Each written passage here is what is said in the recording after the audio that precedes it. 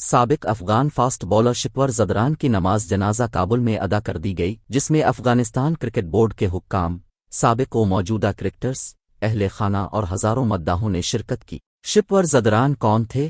شپور زدران افغانستان کے مشہور بائیں ہاتھ کے فاسٹ بولرز میں شمار ہوتے تھے۔ وہ 7 جولائی 1987 کو افغانستان کے صوبہ پکتیا میں پیدا ہوئے۔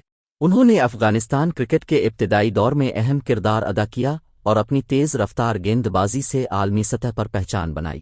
بین الاقوامی کیریئر: افغانستان کی جانب سے ون ڈے اور T20 انٹرنیشنل کرکٹ کھیلی۔ 2009 کے ورلڈ کپ کوالیفائرز اور 2010 کے ICC ورلڈ T20 کوالیفائر میں نمایاں کارکردگی دکھائی۔ 2015 کے ICC کرکٹ ورلڈ کپ میں افغانستان کی نمائندگی کی۔ اپنی جارحانہ باؤلنگ اور جذباتی انداز کے باعث شائقین میں بے حد مقبول رہے۔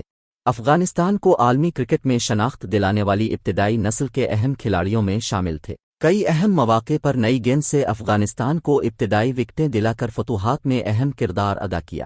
نوجوان افغان کرکٹرز کے لیے ایک متاثر کن شخصیت سمجھے جاتے تھے۔ شپور زدران کا انتقال جولائی 2026 میں بھارت میں علاج کے دوران ہوا۔